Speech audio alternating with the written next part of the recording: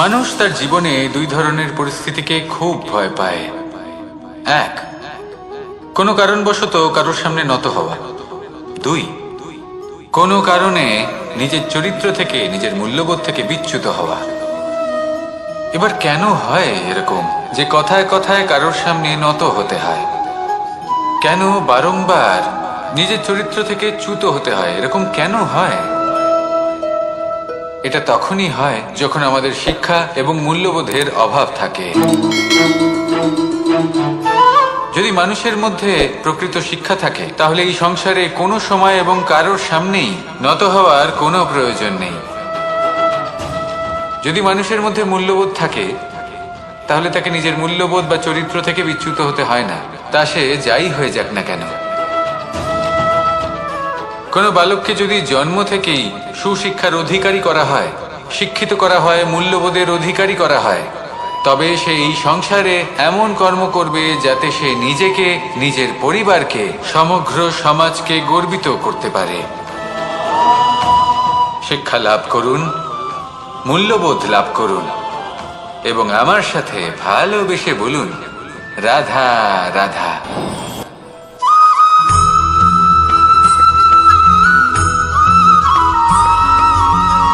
আপনি কখনো কোনো বাজকে নিজের বাসা বানাতে দেখেছেন?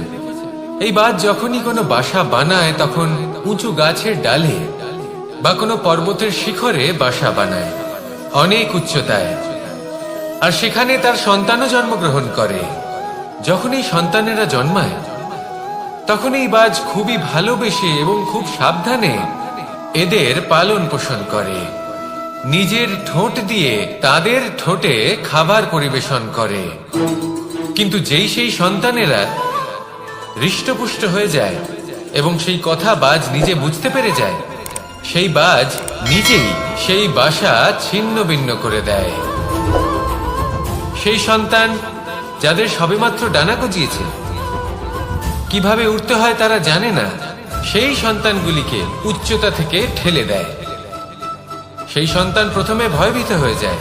তারা সামনে মৃত্যুকে দেখতে পেয়ে ভয়ের কারণে তাদের ডানা ঝাপটাতে থাকে, আর সেই প্রক্রিয়াতেই সেই সন্তানগুলি উড়তে শুরু করে দেয়। এবার এই ঘটনায় আমরা কি শিক্ষা পেতে পারি? এটাই, যদি আপনি মাতা পিতা হন তাহলে নিজের সন্তানকে অবশ্যই স্নেহ করুন, কিন্তু তাদেরকে নিজের আঁচলের তলায় বেঁধে রাখবেন না। যদি আপনি চান আপনার সন্তান জীবনে উন্নতি করুক, তাহলে নিজের মুঠো থেকে তাদের স্বতন্ত্র করে দিন, এই সংসারে সংঘর্ষ করতে দিন। সেই সন্তান নিজেই বুঝতে পারবে যে জন্মের সময় পাওয়া ডানা কি করে ব্যবহার করতে হয়। আর আপনার চোখের সামনে আপনার সন্তান এই আকাশে উড়তে থাকবে। তাহলে আসুন আমার সাথে ভালোবেসে বলুন, রাধা রাধা।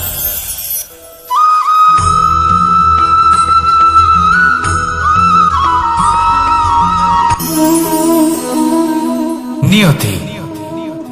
রাধা আমাকে বলে, কৃষ্ণ, যদি তুমি জানো যে নিয়তিতে কি আছে তাহলে তাকে বদলে দাও না কেন? মহাদেব আমাকে বলেন যে শ্রীকৃষ্ণ, যদি আপনি এটা জানেন যে সাম্বের নিয়তি এটাই, তাহলে আপনি তাকে বদলানোর চেষ্টা কেন করেন? কেন? কারণ আমি একজন পিতা, আর পিতার কর্তব্য এটাই, তিনি যেন সম্ভাব্য সব চেষ্টা করেন নিজের সন্তানের মঙ্গলের জন্য। নিয়তি আমি জানি, কিন্তু এটাও আমি জানি যে কর্মের থেকে বড় আর কোনো নিয়তি হতে পারে না। অভিজ্ঞতাও রয়েছে যে কর্মের হাতে নিয়তির এই চক্র বদলে যেতে পারে। তাই জীবনে যদি আপনার কখনো এমন মনে হয় যে এটা তো অসম্ভব, তখনও চেষ্টা করা কখনোই ছাড়বেন না।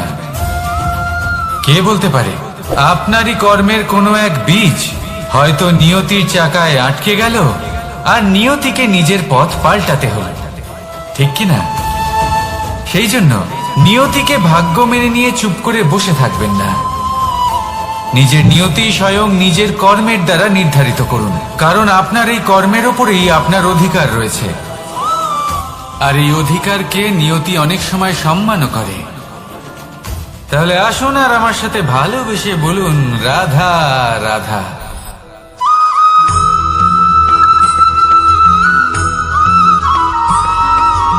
কখনো কখনো আমরা ভাবি যে কোনো ব্যক্তি যিনি ধর্মের পথে চলেছেন, যদি তার দ্বারা কোনো ভুল হয়ে থাকে তাহলে নিয়তি তাকে সেই মুহূর্তেই কঠোর শাস্তি দেন।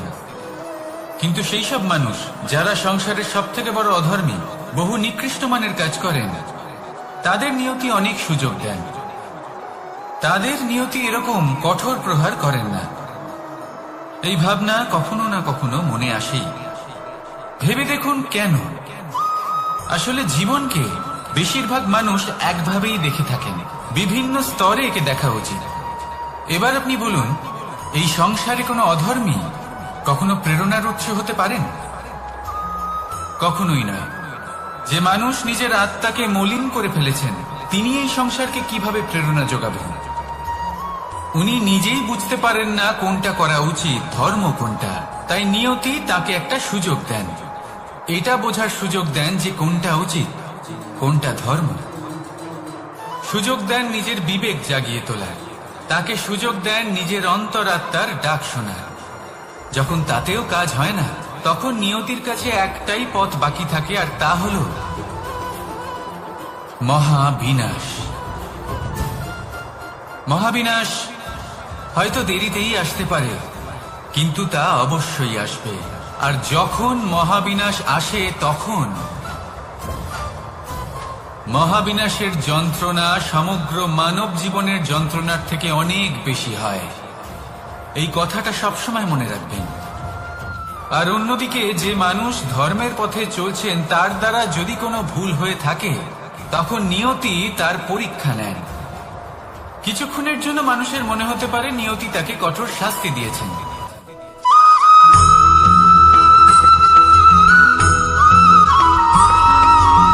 এই সংসারে কখনো কোনো ব্যক্তিকে তার বাইরের পোশাক দেখে বিচার করার চেষ্টা করবেন না, এটা খুব বড় ভুল করবেন। যেমন আমরা জীবনে অনেক সময় এমন করি, ধরুন কোথাও একটা গাছ দেখলাম, খুব বিশাল আকারের একটা গাছ, যেটা মাটির থেকে অনেক উঁচুতে পৌঁছে গেছে, যার বিশাল শাখা আছে। সেগুলো দেখে আমরা ভাবি যে এই গাছে হয়তো কত সুস্বাদু ফল আছে, আমরা সেই গাছের পরিচর্যা করতে থাকি। আবার অন্যদিকে হলো একটি তৃণ, যেটা মাটি থেকে কিছুটা উঁচুতে পৌঁছেছে, কিন্তু সেই তৃণর নিচে, মাটির নিচে অত্যন্ত সুস্বাদু ফল বা সবজি জন্ম নেয়, যা আমাদের স্বাস্থ্যের পক্ষে অত্যন্ত উপকারী। সেই জন্য কখনো আবরণ দেখে কাউকে বিচার করতে চেষ্টা করবেন না। তার বদলে এটা বোঝার চেষ্টা করুন যে আপনার সামনে যে ব্যক্তি আছে বা বস্তু আছে, তার বিশেষত্ব কি।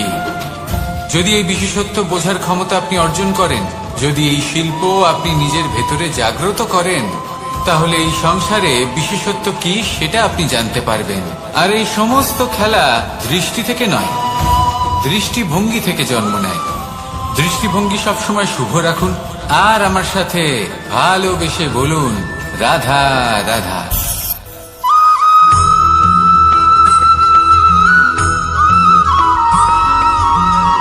পুরুষার্থ। শাস্ত্রে 4 ধরনের পুরুষার্থের কথা বলা হয়েছে। প্রথম হলো ধর্ম।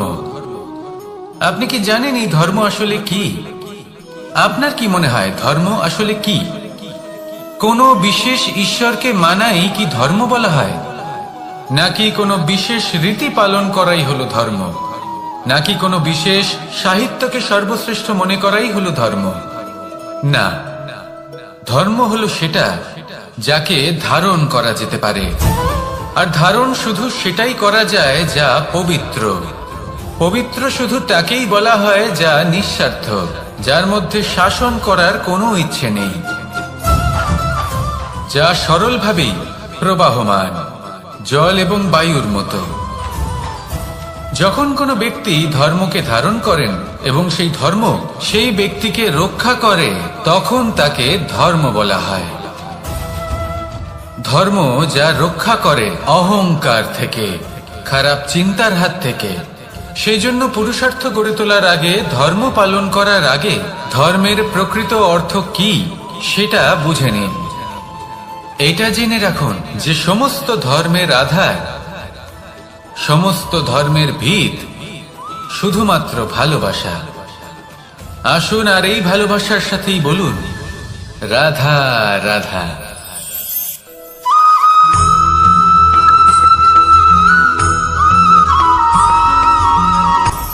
আপনি কখনো পর্বতের শিখরে উঠেছেন? আপনি দেখতে পাবেন পর্বতের পদতলে প্রচুর সুন্দর ফুল রয়েছে, সবুজ বনানী রয়েছে। যত আপনি উপরে উঠতে থাকবেন তত ফুল কমতে থাকবে, সবুজ বনানী কমতে থাকবে।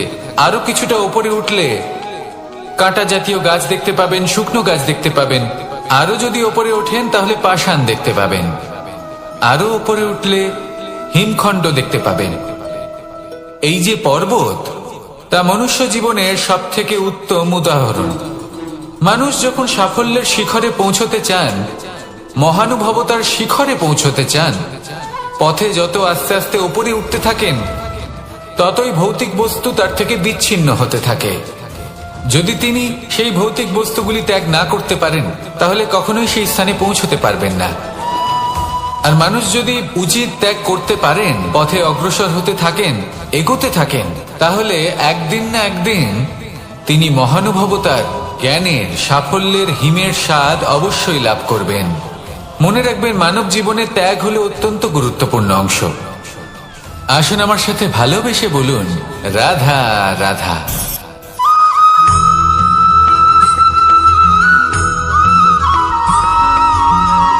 কেউ বলে জীবন খুব ক্ষণস্থায়ী, কেউ বলে জীবন হলো একটা সুন্দর স্বপ্নের মতো, আবার কেউ বলবে জীবন হলো এক কঠোর সত্য। কিন্তু জীবন আসলে কি? জীবন হলো আপনারই প্রতিবিম্ব, একটা দর্পণ। অর্থাৎ আপনি জীবনকে সেইভাবেই পাবেন যেরকম আপনি নিজেকে প্রতিপন্ন করবেন। যদি আপনি দর্পণের দিকে তাকিয়ে হাসেন তাহলে আপনি সামনে হাসি মুখী দেখতে পাবেন। এবার যদি আপনি গম্ভীর হয়ে থাকেন তাহলে আপনি একজন রুষ্ট ব্যক্তি দেখতে পাবেন। শেষে সবথেকে বেশি গুরুত্বপূর্ণ হলো আপনার চেষ্টা। আপনাকে সবসময় চেষ্টা করতে হবে যাতে আপনি নিজেকে প্রসন্ন এবং ইতিবাচক মনোভাবে রাখেন। এটা হলো আপনারই উত্তরদায়িত্ব, তাকে পালন করুন। এই মনকে প্রসন্ন রাখুন, এই সংসারকে সুন্দর বলে মনে হবে। আর এই মন প্রসন্ন হয়ে বলবে, রাধা রাধা।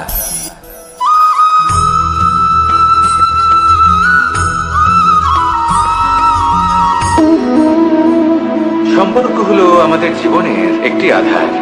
কিছু সম্পর্ক এমন যে আমরা জন্মসূত্রে লাভ করি, যেমন পরিবার, মা, বাবা। কিছু সম্পর্ক আছে যে আমরা জীবনে অর্জন করে থাকি, তা সে প্রেমের হোক, স্নেহের হোক বা বন্ধুত্বের। এই সকল সম্পর্ক লাভ করার বা গড়ে তোলার 5টি ধাপ রয়েছে। প্রথম ধাপ, কোনো ব্যক্তির সাথে আলাপ হওয়া, তার সাথে কথা বলা বা তাকে দেখা।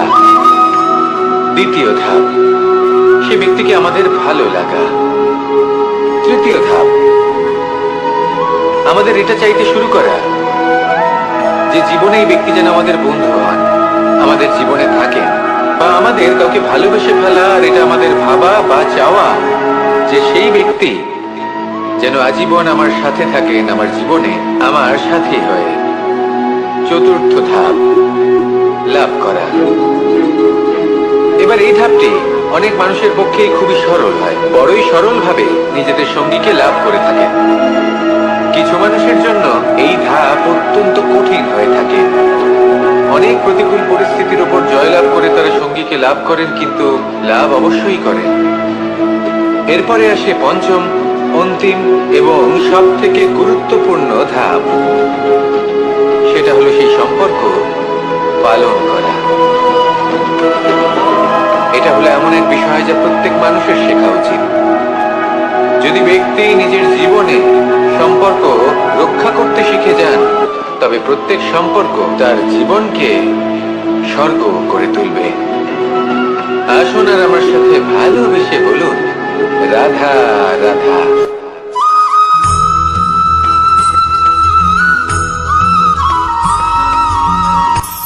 কখনো কোনো বাগানের কোনো বৃক্ষকে দেখেছেন যেখানে সুগন্ধি ফুল থাকে, রসালো ফল থাকে?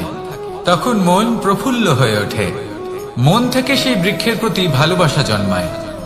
কিন্তু যিনি বাগানের মালিক, শুধুমাত্র তিনিই জানেন যে কিভাবে এই বৃক্ষকে আগলে রাখতে হয়, কিভাবে তার পরিচর্যা করলে এতে সুন্দর সুগন্ধি ফুল হবে, রসালো ফল হবে। কখনো কখনো প্রয়োজনের থেকে বেশি রোদ পেলে এই বৃক্ষগুলি শুকিয়ে যায়, প্রয়োজনের থেকে কম রোদ পেলেও এই বৃক্ষ কিন্তু শুকিয়ে যায়। প্রয়োজনের থেকে কম জল যদি পায় এই বৃক্ষ শুকিয়ে যেতে পারে, প্রয়োজনের থেকে অতিরিক্ত জল যদি পায় তখনও এই বৃক্ষের শিকড়গুলি নষ্ট হয়ে যেতে পারে। এবার এটাই কিন্তু আমাদের সংসারের সাথেও হয়। আমাদের সংসারের সকল প্রতিভাশালী ব্যক্তি, যেমন লেখক, বিচারক, প্রবক্তা, যোদ্ধা, এদের সবার ক্ষেত্রে এই কথাটাই প্রযোজ্য। যদি বেশি প্রশংসা করা হয় তাহলেও এরা হারিয়ে যাবেন। প্রয়োজনের থেকে বেশি যদি নিন্দা করা হয় তখনও তারা নত হয়ে পড়বেন।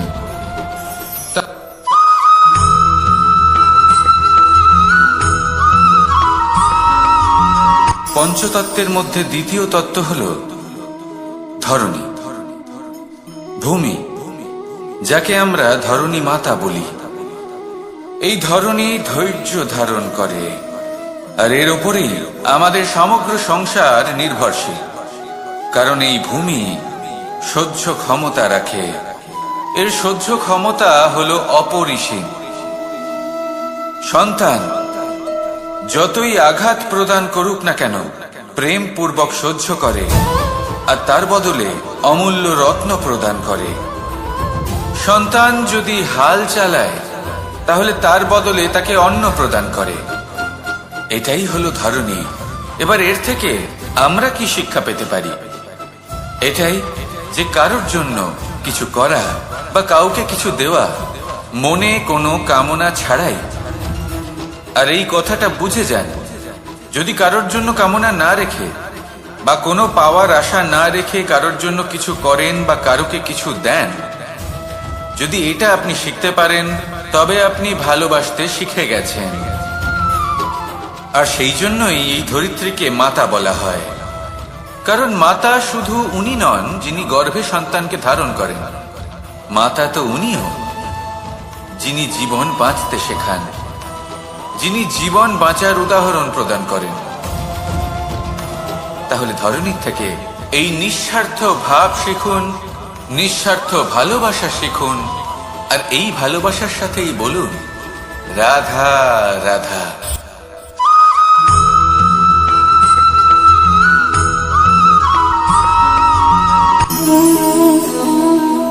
নিয়তি। রাধা আমাকে বলে, কৃষ্ণ, যদি তুমি জানো যে নিয়তিতে কি আছে তাহলে তাকে বদলে দাও না কেন?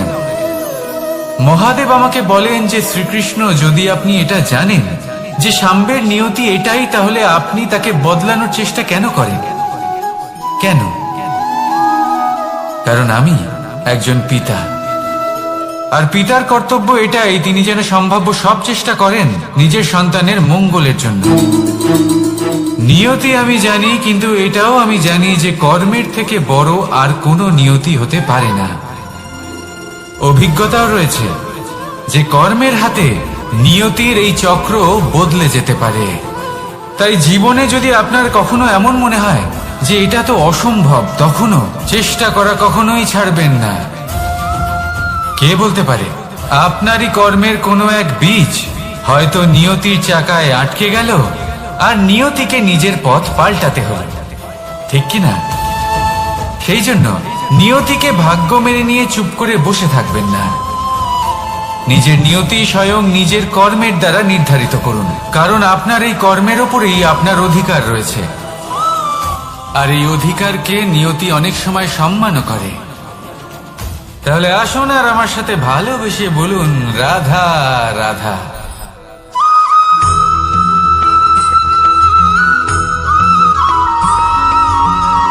মানুষ ভাবেন যে ধন অর্জন করা হলো অত্যন্ত গুরুত্বপূর্ণ।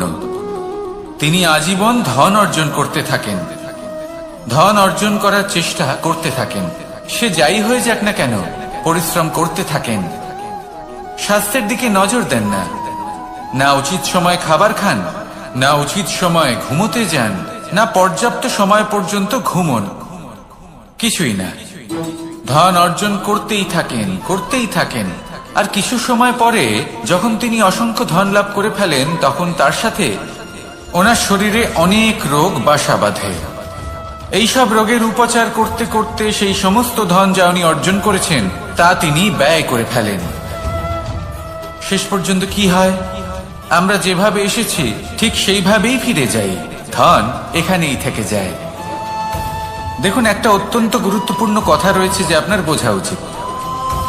এই যে ধন, তার ব্যবহার করুন জীবনকে আরো ভালো করে তোলার জন্য। ধনের সদ্ব্যবহার করা উচিত, এমন যেন না হয় এই ধন আপনাকে ভোগ করে ফেলে। এই জীবনকে নিশ্চিত রূপে আরো শ্রেষ্ঠ করে তুলুন। কিন্তু এই ধন অর্জন করার এই প্রক্রিয়াতে নিজের সারা জীবনকে নষ্ট করে ফেলবেন না। এই জীবন উপভোগ করতে শিখুন, আর আমার সাথে ভালোবেসে বলুন, রাধা রাধা।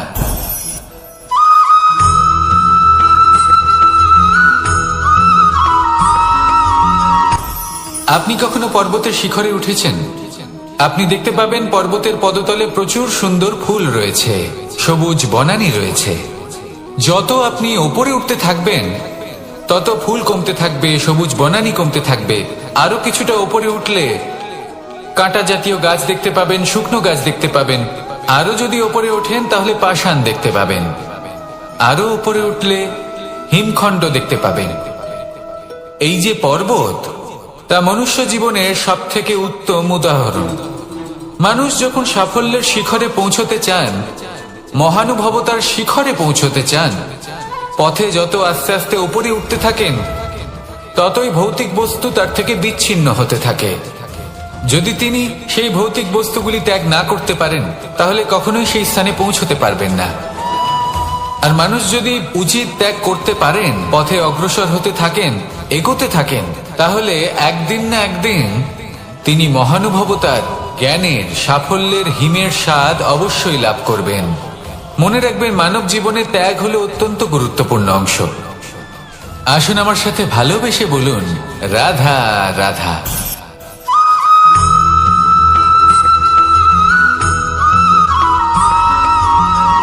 কেউ বলে জীবন খুব ক্ষণস্থায়ী, কেউ বলে জীবন হলো একটা সুন্দর স্বপ্নের মতো, আবার কেউ বলবে জীবন হলো এক কঠোর সত্য। কিন্তু জীবন আসলে কি? জীবন হলো আপনারই প্রতিবিম্ব, একটা দর্পণ। অর্থাৎ আপনি জীবনকে সেইভাবেই পাবেন যেরকম আপনি নিজেকে প্রতিপন্ন করবেন। যদি আপনি দর্পণের দিকে তাকিয়ে হাসেন তাহলে আপনি সামনে হাসি মুখী দেখতে পাবেন। এবার যদি আপনি গম্ভীর হয়ে থাকেন তাহলে আপনি একজন রুষ্ট ব্যক্তি দেখতে পাবেন। শেষে সব থেকে বেশি গুরুত্বপূর্ণ হলো আপনার চেষ্টা। আপনাকে সবসময় চেষ্টা করতে হবে যাতে আপনি নিজেকে প্রসন্ন এবং ইতিবাচক মনোভাবে রাখেন। এটা হলো আপনারই উত্তরদায়িত্ব, তাকে পালন করুন। এই মনকে প্রসন্ন রাখুন, এই সংসারকে সুন্দর বলে মনে হবে। আর এই মন প্রসন্ন হয়ে বলবে, রাধা রাধা।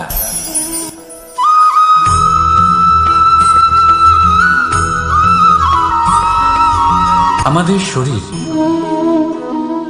প্রকৃতির সর্বশ্রেষ্ঠ রচনা। যে অঙ্গ প্রত্যঙ্গ আমরা লাভ করেছি প্রত্যেকটির মধ্যে একটি নিজস্ব বার্তা রয়েছে। একটু ভেবে দেখুন, দুটি চোখ দিয়েছে দেখার জন্য, দুটি কান দিয়েছে শোনার জন্য, নাসিকাও আছে দুটি, দুটি হাত দিয়েছে দ্বিগুণ পরিশ্রম করার জন্য। কিন্তু জীব শুধুমাত্র একটি। তার উপরেও তীক্ষ্ণ বলিষ্ঠ দাঁত দিয়েছে তার রক্ষার জন্য। কখনো ভেবে দেখেছেন কেন?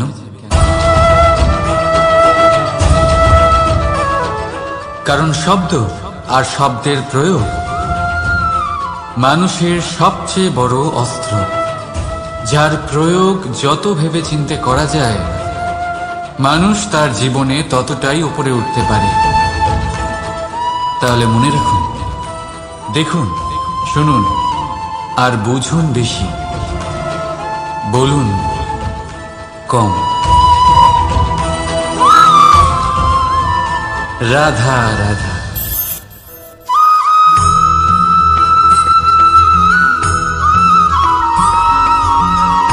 জীবন কিসের উপর নির্ভরশীল?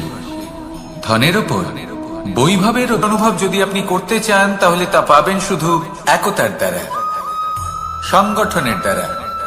যদি আপনাকে উদাহরণ দিই, নিজের এই হাতটাকে দেখুন, 5টা আঙুল রয়েছে। কোনো একটা বস্তুকে নিজের একটা আঙুল দ্বারা তুলে ধরার চেষ্টা করে দেখুন, বড়ই কষ্ট হবে। তখন আপনি বুঝতে পারবেন যখন এই 5টি আঙুল একত্রিত হয় তখন কোনো কাজ কতটা সহজ হতে পারে। এটাই হলো শক্তি, একতার। সব থেকে ভালো উদাহরণ যদি আপনাকে দিই তাহলে বাঁশি। এই বাঁশি থেকে অত্যন্ত মধুর সুর নির্গত হয় যা সবার মন প্রসন্ন করে দেয়। এই কথা সত্যি, কিন্তু এই বাঁশি আমি একটা বা দুটো আঙুল দিয়ে বাজাতে পারবো না। আমাকে প্রত্যেকটা আঙুল ব্যবহার করতেই হবে, তবেই এর থেকে মধুর সুর নির্গত হবে যা সকলকে প্রসন্ন করবে, ঠিক কিনা? ঠিক এইভাবেই যদি আপনি চান যে আপনার জীবনরূপী বাঁশি থেকেও মধুর সুর নির্গত হোক বা সবার মনকে প্রসন্ন করে তুলুক, তাহলে আপনাকেও জীবনে একতা নিয়ে আসতেই হবে। আপনি একাও কর্ম করতে পারেন, পথ চলতেও পারেন, সামনেও এগোতে পারেন, সাফল্যও লাভ করতে পারেন। কিন্তু যখন সকলে একসাথে এগোবেন, সেই পথে চলবেন, সেই কর্মই করবেন, তখন লক্ষ্যে অবশ্যই পৌঁছবেন, সাফল্য অবশ্যই লাভ করবেন। কিন্তু সেই সাফল্য এবং তার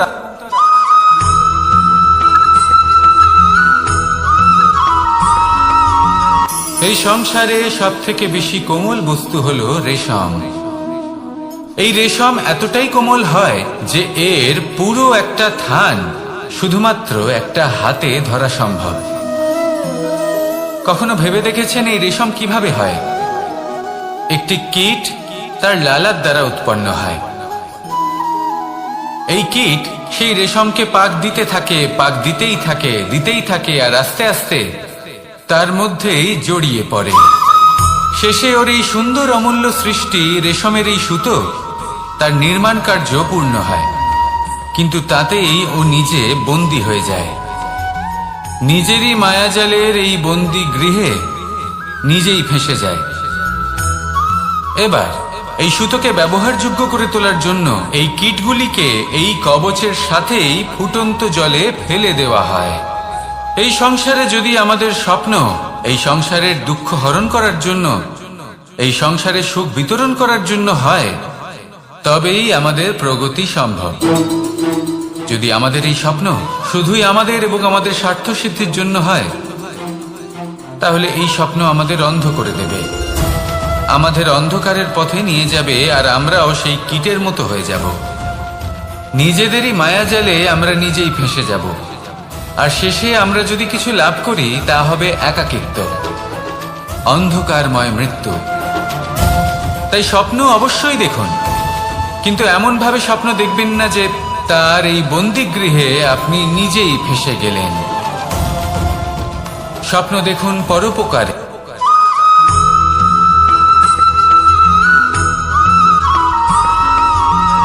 মানুষের মানসিকতা এমন হয় যে সে যতটা করে আশা করে যে তার থেকে অনেক বেশি তার বদলে সে পাবে।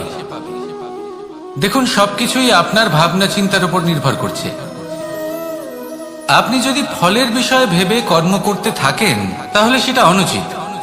জীবনের আসল আনন্দ হলো নিজের কর্ম করতে থাকা, ফলের চিন্তা করা উচিত নয়। যদি আপনি এরকম ভাবেন যে আমি এতটা করছি, আমার এতটা পাওয়া উচিত, সেই ভাবনা অনুচিত। যদি আপনি সেবার মানসিকতা নিয়ে কর্ম করতে থাকেন, কর্মচক্রে প্রবাহিত হন, যদি আপনি এমন ভাবনা রাখেন যে আমি এতটা পাচ্ছি তাই এর থেকে অনেক বেশি আমি কর্ম করব, তাহলে নিশ্চিত রূপে আপনি যতটা করছেন তার থেকে অনেক বেশি আপনি পাবেন, আপনার আশার থেকে অনেক বেশি আপনি পাবেন। শুধু জীবনে অনেক বেশি কাজ করতে থাকুন, ফলের চিন্তা করবেন না। আর মনে রাখবেন, এই ভাবনাই সব থেকে বড় বীজ। কর্মের উপর বিশ্বাস রাখুন, জীবনে যা যা আপনি চান সবই সুখময় হবে।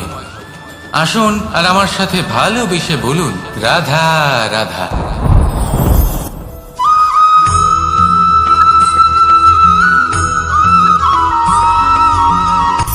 সূচের শেষে একটি ছিদ্র থাকে যার দ্বারা আমরা এই সুতো পরাতে পারি, আর তারপর সূচের সাহায্যে এই সুতো দিয়ে বস্ত্র সেলাই করা যায়। কিন্তু যদি সুতোটা সোজা করে ধরা না হয় তাহলে সূচে কখনো এই সুতো পরানোই সম্ভব নয়। যদি এতে কোনো গিঁট পড়ে তখন তা কখনোই এই ছিদ্র দ্বারা প্রবেশ করা সম্ভব নয়। ঠিক এইভাবেই যদি আপনি কারোর জীবনে প্রবেশ করতে চান, কারোর অন্তরে প্রবেশ করতে চান, তাহলে আপনাকেও সহজ থাকতে হবে। এতে কোনো গিঁট থাকলে চলবে না, অর্থাৎ মনে যাতে কোনো মালিন্য না থাকে, যেন কোনো কুচিন্তা না থাকে। যদি এসব থাকে তাহলে আপনি কখনো কারোর জীবনে প্রবেশ করতে পারবেন না। আর যদি কোনোভাবে আপনি প্রবেশ করেও যান তাহলে তার মনে ঘর করতে পারবেন না। নিজেকে এই সুতোর মতন করে তুলুন, সহজ। মনে যেন কোনো কুচিন্তা না থাকে, সবার প্রতি যেন সদ্ভাবনা থাকে, শুভ চিন্তা থাকে। এমনটা করতে থাকুন। এমন একটা দিন আসবে যেদিন এই সমস্ত সংসারের ব্যক্তির মনে আপনি বাস করবেন, আর তখন এই মন প্রসন্ন হয়ে বলবে, রাধা রাধা।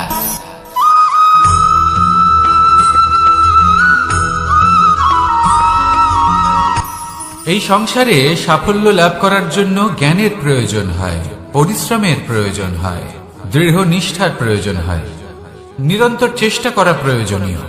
কিন্তু আরো কিছু আছে যা অত্যন্ত প্রয়োজনীয় এবং গুরুত্বপূর্ণ। তা হলো ভালো বন্ধু। তাদের থাকা অত্যন্ত প্রয়োজনীয়। যদি ভালো বন্ধু থাকে তাহলে সময় এলে তারা ঢাল হয়ে আপনাকে সুরক্ষা করবেন। সময় এলে অস্ত্রের মতো শত্রুকে সংহারও করবেন। যদি তিনি জ্ঞানী হন, তাদের মধ্যে সদ্গুণ থাকে, তাহলে এই সব গুণ আপনার মধ্যেও প্রবেশ করবে।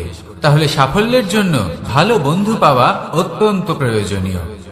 কিন্তু শুধু বন্ধু কেন, ভালো শত্রুও থাকা প্রয়োজনীয়। এবার আপনি ভাববেন, আমি কি বললাম?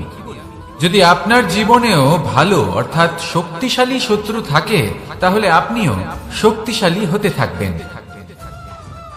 এই শত্রু আপনাকে প্রেরিত করবে আরো বেশি শক্তিশালী হয়ে ওঠার। কখনো কোনো হরিণকে দেখুন, তীব্র গতিতে দৌড়তে থাকে।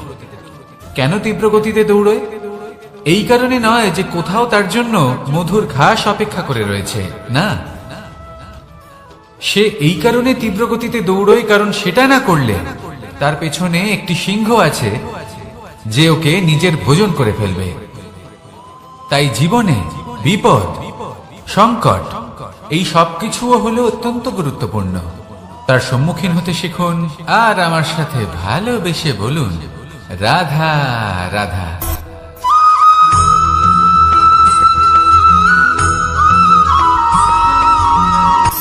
শক্তি শক্তি অর্জন করা এতটা কঠিন নয় যতটা শক্তি লাভ করার পরে সেই শক্তি সামলানো কঠিন হয়।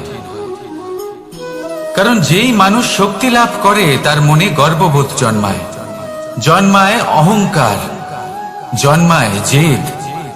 তাই শক্তি প্রাপ্ত করার সাথে বিনম্র থাকাও অত্যন্ত আবশ্যক। আর এটা আমাদের শেখা উচিত বৃক্ষের থেকে। বৃক্ষ যা আমাদের ফল দেয়, বৃক্ষ যা যত ফল দেয় ততটাই ঝুঁকে যায়। আমরা পাথর মারি ওই বৃক্ষের থেকে ফল প্রাপ্ত করার জন্য। সেই পাথরের মার সহ্য করেও বৃক্ষ আমাদের ফল দেয়। কোনো গর্ববোধ নেই, কোনো অহংকার বোধ নেই। আর সেই জন্য এই বৃক্ষের পুজো করা হয়। এটাই হলো মাহাত্ম্য শক্তির সাথে বিনম্রতা। যদি এই শক্তি সৃজন করে থাকে, সাহায্য করে থাকে, সম্বল হয়ে থাকে, তবেই সেই শক্তি উপযুক্ত। আর নয়তো সেই শক্তি একদিন আপনাকে আসক্ত অবশ্যই করবে। তাহলে শক্তি অবশ্যই অর্জন করুন, কিন্তু তার সাথে সেই শক্তি সামলানোর মতো বিবেকও আপনাকে অবশ্যই জাগ্রত করতে হবে। তাহলে আসুন আমার সাথে ভালোবেসে বলুন, রাধা রাধা।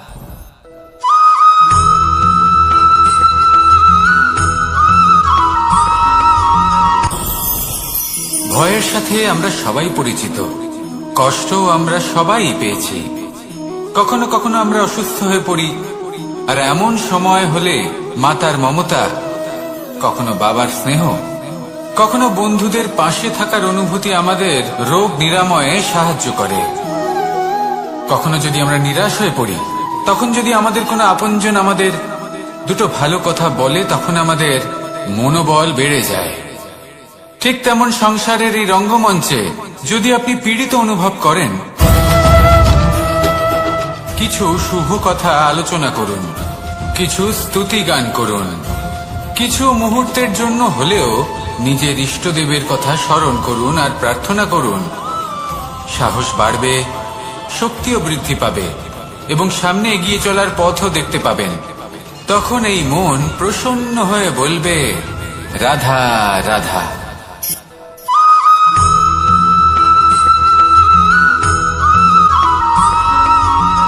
এই সংসারের সব থেকে গুরুত্বপূর্ণ তত্ত্ব কোনটা? প্রথম হলো সময়। জন্ম থেকে মৃত্যু পর্যন্ত এই যে সময়, এটাই তো হলো জীবন। দ্বিতীয় হলো জীবন, যাতে আমরা সময়ের সদ্ব্যবহার করি, শ্রেষ্ঠ থেকে শ্রেষ্ঠতর কাজ করার চেষ্টা করি। বহু বছরের এই পরম্পরা, এই সংস্কৃতিকে এগিয়ে নিয়ে যাওয়ার চেষ্টা করি। এই সংসারে আমরা অংশগ্রহণ করতে চেষ্টা করি। তৃতীয় হলো ধন, সেই ধন যা প্রত্যেক ব্যক্তি অর্জন করতে চেষ্টা করেন।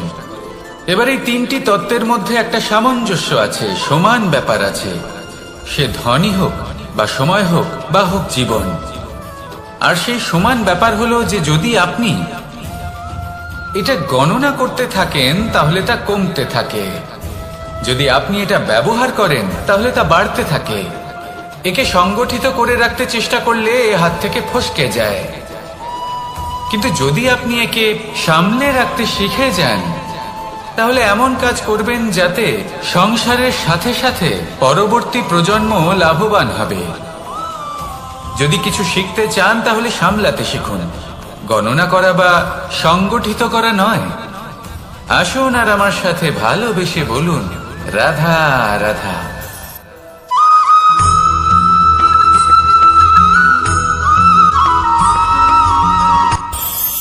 এই সংসারে আমরা প্রকাশ কোথা থেকে পাই? এর উত্তর বড়ই সরল। ভোরে যখন সূর্যোদয় হয় তখন প্রকাশের কিরণ আমাদের ঘরে এসে পৌঁছয়। এইভাবেই আমরা প্রকাশ লাভ করি। এবার এই প্রকাশের আলোতেই আমরা সারাদিনের কাজ সম্পন্ন করি। সন্ধে হয়ে যায়, সূর্যাস্তও হয়ে যায়, আর আমাদের ঘর যাতে অন্ধকার না হয় তার জন্য আমরা একটা প্রদীপ প্রজ্বলিত করি। এটাই ঘটে আমাদের জীবনেও। এবার প্রবাহমান আয়ুর সাথে আমরা আমাদের অন্তরে যদি একটা প্রদীপ প্রজ্বলিত করে নিই তাহলে বিষয়টাই অন্যরকম হবে। এবার আপনি বলবেন কোন প্রকাশের কথা বলছি যা আমাদের অন্তরে জাগ্রত করা সম্ভব? আমাদের আত্মার মাঝে প্রেমের প্রকাশ জাগ্রত করার কথা বলছি। কারণ আমাদের এই জীবন এও হলো দিনের আলোর মতো। আজ প্রকাশ আছে, কিন্তু কোনোদিন অবশ্যই অস্ত হবে। কিন্তু অস্ত হবার আগে যদি আমরা আমাদের আত্মার মাঝে প্রেমের এই প্রকাশ উজ্জ্বলিত করে নিই তাহলে আমাদের সন্ধ্যাকালও আমরা আনন্দে এবং প্রেমে যাপন করব। তাহলে আসুন আর আমার সাথে ভালোবেসে বলুন, রাধা রাধা।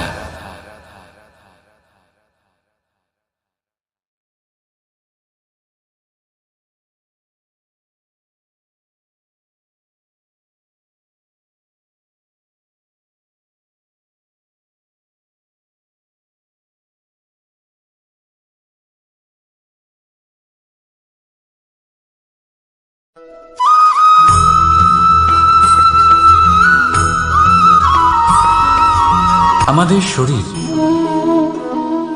প্রকৃতির সর্বশ্রেষ্ঠ রচনা। যে অঙ্গ প্রত্যঙ্গ আমরা লাভ করেছি প্রত্যেকটির মধ্যে একটি নিজস্ব বার্তা রয়েছে। একটু ভেবে দেখুন, দুটি চোখ দিয়েছে দেখার জন্য, দুটি কান দিয়েছে শোনার জন্য, নাসিকাও আছে দুটি, দুটি হাত দিয়েছে দ্বিগুণ পরিশ্রম করার জন্য। কিন্তু জীব শুধুমাত্র একটি, তার উপরেও তীক্ষ্ণ বলিষ্ঠ দাঁত দিয়েছে তার রক্ষার জন্য। কখনো ভেবে দেখেছেন কেন?